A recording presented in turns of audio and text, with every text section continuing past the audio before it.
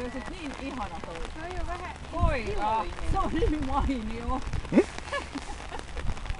Mä tykkään tosta luonteesta ihan kauheesti. Tekee kyllä kaikki tolleen kauheasti. Niin ja se kyllä koosaa, mut sit kun se vähän virtaa tuolla kintuun, se pitää sitä nyt purkaa. Ja paljon olisi kateltavaakin ja tiiäksä, kun se vanhenee ja tasaantuu, niin sit tulee niin hyvä koira. Jos ei siinä ole nuorena, tällä mietin on vanhana jäljellä, niin ei nyt. Niin.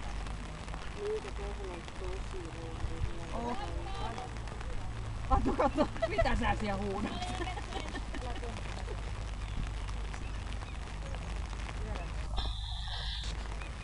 Ja sit Marika on jotenkin niinku semmoinen rauhallinen tai semmoinen niinku, että se tukee tuota koiraa kauhean hyvin. Ei se mikään sätikäinen. Ei Mitään muuta kuin iso tapsa. Joo. Mä muistan, kun se oli eka kertaa hakumetsässä.